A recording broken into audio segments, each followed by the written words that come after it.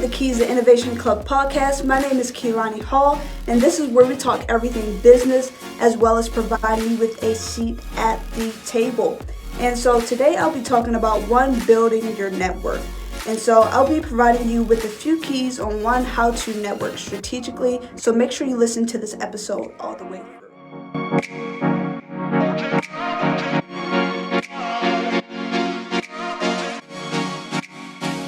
And so here on the Keys to Innovations Club, one of the things that we do is we're all about providing you with a seat at the table, giving you keys to help you navigate your business journey, whether you're someone that's already in the business space or whether you aspire to enter the business arena.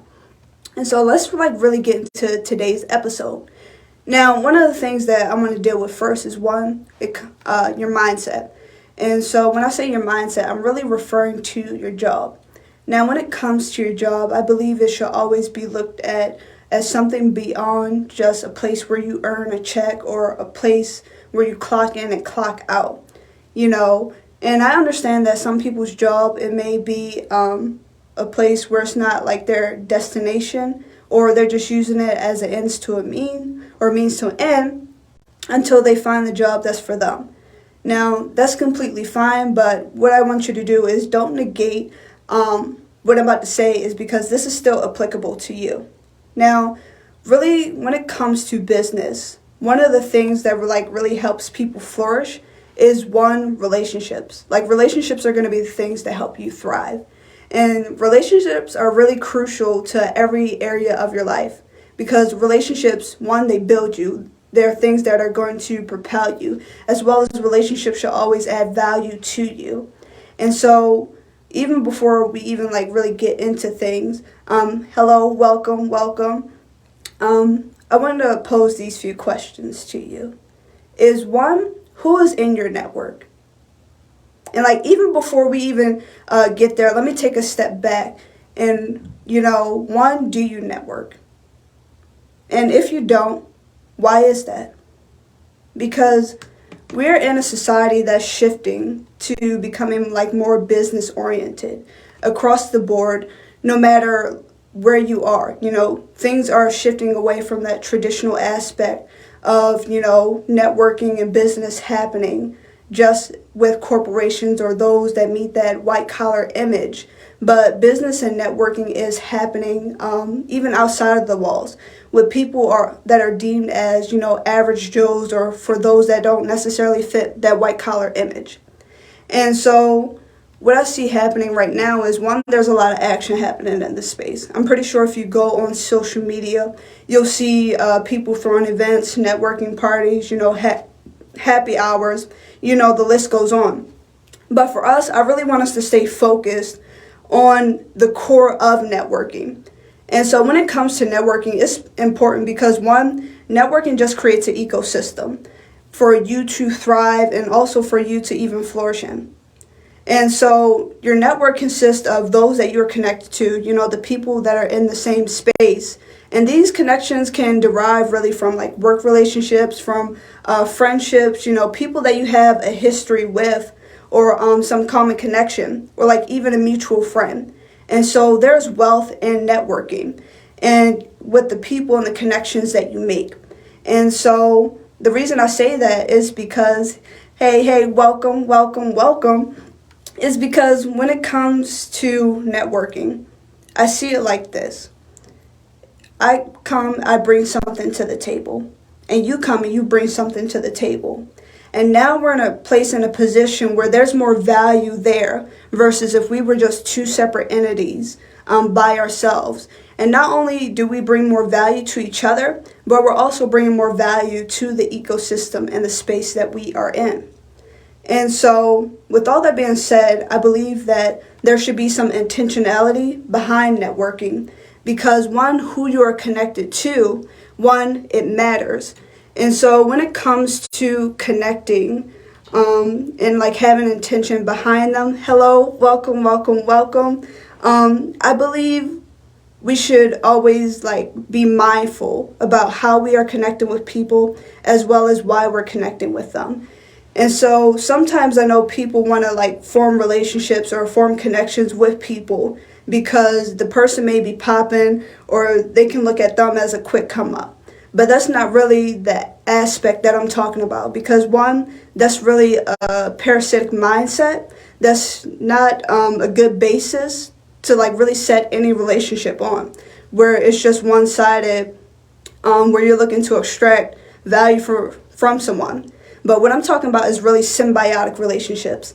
And so with symbiotic relationships, it's not just one-sided. It's about not only what value can you bring to me, but what value can I bring to you?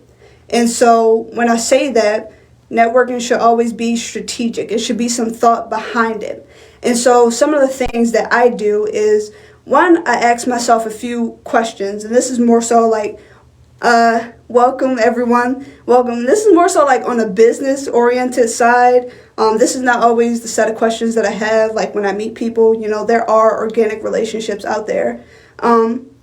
But like when it comes to like networking as far as like business, a few of the questions I usually ask myself is, one, and these are questions that you can ask yourself too, is one, why am I aligning with this person, this company, or this organization? And the reason I say this is because I believe everyone should have a set list of like criteria. So like you have a goal, like where do you want to be in 5 years? Where do you want to be 10, 15 years from now? And so when it comes to that, there are certain milestones that you set for yourself. And, you know, that's going to help you reach those objectives. And so when it comes to you looking at a person or organization, how do they fit in the greater scheme of things? How do they help you reach those goals? And how are you helping them reach their goals?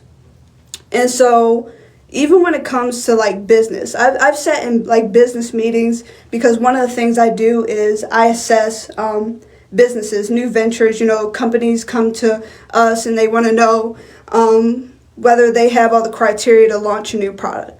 However, some of the things that we realize is, A, they need a potential strategic partner. But when it comes to us looking at the landscape, there can be a whole bunch of people out there that's already in the space. They got products, they got services, but we have to look beyond that and look at the list of criteria. Okay, these are the set things that this company needs. This is the set thing, you know, that Gabrielle needs, that LaDonna needs, that Maria needs, and other companies out there who aligns with that. And not only how do they fit those buckets, but also even from the company's perspective. How does me partnering with Gabriella or LaDonna, how does that tie into my overall vision? How does that help me not only where I am now, but also where I'm going? So that's where it comes to like having the set list of criteria. And another question you have to ask yourself again is, one, what value do you bring to them? Because when it really comes to things, and the reason I say this first is because we can always have, I would say, sometimes a self-centered mindset of where we think of ourselves first versus, you know, thinking of the other party. It's really about what can I bring to them? And then you can ask yourself that next question. Thank you. What value can they bring to me? And so when it comes to that, you have to look at the entire picture. This is not some quick sprint where I'm just looking at them to get from here to my next step. It's more so a marathon. And so you have to look beyond the moment, look at the greater picture, the greater scheme of things. You know, what does the future look like for them? Is this a short-term relationship? Is this a potential long-term relationship? Like, where is the possibility as it relates to this, and like where it potentially could go? And so the picture and how you see this will evolve over time, but you should always like have that in mind. So there's another part of it, is one, when it comes to relationships, and this is something I believe. Now, I believe that there are seasons where some people are meant to connect, and there's other seasons where the timing just might be off. And it's like what I said earlier. Sometimes you may be trying to connect with a person, but they're too early into what they're doing or what they're building, where they can't necessarily continue to run with you if you shout out and did this event, did this project, did this business partnership with them, versus, okay, just let them continue to mature, and then we go out there and do what we got to do, and we connect later on, where the timing's right, where the season's right. it doesn't mean, okay, just forget about them, but continue to keep them on your radar. And so those are some of the questions that you can apply in every area of your life. One, why you're aligning with the person, what value can you bring to them, and also what value do they bring to you. But this helps you to be more intentional about the value, not only within yourselves, but also of those around you. And the reason I say this is because if we don't understand, one, what a person can do or what they have to offer, then we're sitting around untapped potential. And that's a dangerous thing, because then you walk around life blind to the fact of what's around you. And so I've been in conversations with people, with friends that may have a problem, and they come to find out, we're having a conversation that I'm a solution, or I have what they need to help them, or I can connect them with someone that can help them, say, hey, I know someone in my network, and refer them. Or even vice versa. It's not just one-sided, but it's because we had that conversation that provoked us to even see each other in a new dimension, even in a new light, and saying, hey, this is a new side of a person. And so even when it comes to that, I've come to form close relationships with some of these people, and we're still growing together. We're still learning about each other. And so again, our relationship is going beyond just business. It's developing a personal one. And I'm pretty sure we all had that saying, or there's been some times where we've said wow, I really didn't know that about you until you had that conversation. And so I even had an experience like that today, where I was speaking with someone, just really talking business with them, helping them map out a few things. And as I'm walking them through and, really asking them questions, they was dang, Kalani, I really didn't know this about you, because they only knew me for the scientific aspects about me, and what I do as far as that, as well as the administrative things that I do. And so that just comes to say, when it comes to your relationships and the people that you connect with, you really got to push beyond just the surface or just that one dimension that you know about them. And so for me, one of the things that I do is, one, when I sit with someone, and, for some of those that have sat down with me, some of you are here, is one of the things I always like to do is, hey, Dana, always say to people, I want to pick your brain.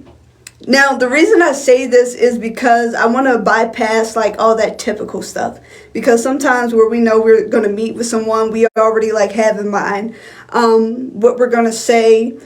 But really, when it really comes to things, and I usually say that on a case-by-case basis, I really determine, okay, is this the proper time to say that? I may say it when I initially meet someone, or when we have that follow-up meeting. But what I really do is I ask that question, one, I want to pick your brain. And the reason I do that is because, one, that just pushes us beyond that moment. But I notice when I do that is, one, that really provokes the other person. It even shifts their mindset of how they navigate relationships and even how they deal and interact with me. Because, one, it pushes the conversation to go beyond just the typical hoopla, oh yeah, I do this, you do that kind of thing. But it creates this momentum and also a basis even for the relationship. And so even when I do that, one of the things that I notice is that not only do they begin to look at our relationship from that way and, how we interact, but they begin to apply that with other people. So there's momentum where they begin to apply that in other relationships, where I hear them saying to people, okay, I want to pick your brain, really pushing beyond just those basic conversations, but they're really immersing themselves into relationships and being diligent with the people that they're networking with, as well as the people they're meeting. Now, when it comes to networking, I know there are instances and case scenarios where, one, we may meet someone, but we may not necessarily hit it off the bat, or it's a time where we may not necessarily fulfill a need or be a solution to what they have, vice versa. And that's completely fine. Now, that doesn't mean that we necessarily have to stop the relationship there or stop talking, or you don't connect at all, even if you guys don't have alignment within that moment. But you can have potential future alignment in the future. And so you may never know. Again, you could come across them hey, this is the perfect time. But I always say, one, keep people on your radar. And, I believe in treating people like people. Don't just like look at people as a business transaction. Because I know in society we can become very goal oriented, and sometimes people can go to the extremes with that of, oh yeah, I'm all about my goals. Oh yeah, if a person don't align with that, then I'm not going to align with them. That's a thing. But at the end of the day, we are people. I know everyone has goals. And there's things that we need, but at the end of the day, if you treat people like a transaction, then you'll get treated like a transaction. And so even if you can't find value in someone, that doesn't mean you necessarily have to drop them in that moment. I've seen business relationships go cold because someone has that moment where I found something or someone better. However, I understand business is business, but what happens if you're the person that's on the receiving end of that? It doesn't feel good. And also, it's not right. I know relationships may fade. Hey, that's it. But when it comes to things, you may not necessarily align with a person in that moment, but how you enter and exit relationships and even things, they matter. Because even when it comes to business deals and partnerships, and this is something I've seen as far as investors. Investors look beyond just, okay, this is a person that I'm potentially giving money to. They look at you as a person. So especially if you're a business owner, they're going to look at the entire package of you. And so one, they want to know how you interact with people. How do you do business? What are the relationships like with the people on your team? How do you treat them? How do you interact with them? What's the relationship that you bring to your business partners? It's beyond just what they can see on your resume or your LinkedIn or whatever information you bring to them. They look at you, the person, because that really is what it comes down to. Because when it comes to investors, one, that's a long-term relationship. They're investing money into you. They're almost like an advisor or a partner with your business. And so they're going to look at, one, how you engage with people. Are you integral? What value do you add to the ecosystem? I know you may have a new product, but what value is it really bringing at the end of the day? Because, you can have a nice product, but if it's not, if it doesn't bring value, then it really doesn't matter. But also, even how you treat people can tie into whether you can form potential business relationships or partnerships in the future. And so if you're a person with bad character and how you handle deals is trash, then you're making me lose money at the end of the day because you didn't have good character. You didn't know how to navigate people or have those human skills. And so when it comes to networking, again, business is based upon relationships. That's the basis of it. At the end of the day, business is based upon relationships. And so they're in the long haul with you. And so they'll take all the information that they gather outside of what you presented them, aside from the data bank, aside from your pitch deck, your business plan, all that. They'll gather the information that they've heard from people, those that they're connected with, and really see, okay, is this the person that I need to be partnered with? And they'll usually do this for roughly a 30, 45-day period where you guys are engaging, interacting, and looking at their relationship. And so, again, even for myself, I really don't connect with everyone, but the things I always do is, even if I don't keep up with people or we have that deep relationship, I always ask them and say, hey, how do I stay connected with you just to watch your journey, just to cheer you on from afar? Because I may not be in your immediate circle, your inner circle, and that's cool. Because I have relationships with people like that that I've encountered where we know that's just the basis of our relationship. And, when we see each other, we can congratulate each other, and that's pretty much it. And we're completely fine with that. But this, again, helps you, you need to think about how you navigate your journey, how you connect with people, and also which sphere do you fall into. And so when it comes to things, one of the things I always say, those are some of the things to be mindful about.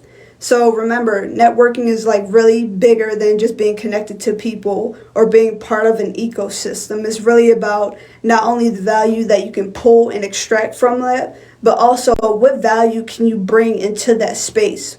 But also, like, even a step further is one, as I was saying earlier, aside from relationship, you need to have good character. Because even like my mentor says, Dr. Oscar, he says like the gift and value that you bring to a space, it can open the door for you. But what keeps you in that space is really your character. That's what keeps the door open. And so now when it comes to like your circle, one you have to, and I'm going to get into that, is the different spheres of networking. Is one, you have to ask yourself, is one, do you have a circle? And if you have a circle, what does that look like? Who's in your core circle? And so your core circle is your inner circle, the people that you interact with the most.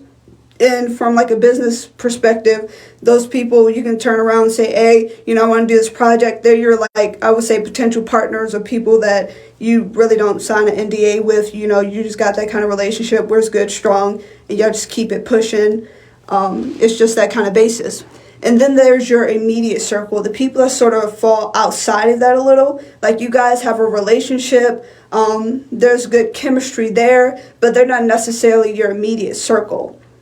Then even outside of that, I would say it's that third tier, everyone else who falls outside of that. So those remaining people that but you may not necessarily have a strong relationship with them or speak with them on I would say a more frequent basis, but you have some rapport where if you got to connect with them, you can reach out with them.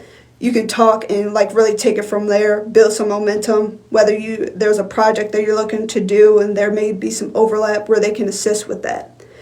But when it comes to looking at your circle, one of the things that I say, and I hear others in business say, is one, if your circle doesn't look like the people that there's the potential to make an impact or do something dangerous with, then you really need to assess yourself and determine where you need to be and also the people that you need to be around.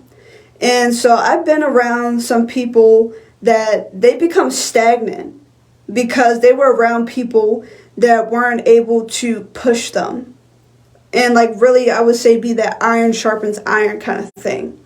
And it's because they didn't have community or the people with the same mindset as them. And the mindset of one, I can do more, as well as I could be more. And so they became frustrated. They began to stale out. They really didn't have that creative push that they needed. And that comes via networking. That comes via relationship. And so when it comes to you being out there, no matter which vertical or industry that you're in, nonprofit, for-profit, whether that's biotech or whatever, you need to find community in order for you to flourish. And so when it comes to that, if you're someone that's a one of a kind like me, I would say even with that, it may be hard for you to find people like you, but there are people out there. And so go make relationships, go make community, go network. And ask yourself when you meet those people, one, what value do you bring to them? As well as what value do they bring to you? And also even for the space that you are in. How can you guys create more value in your ecosystem? And those are really some of the questions that you can ask as far as it comes to networking everything.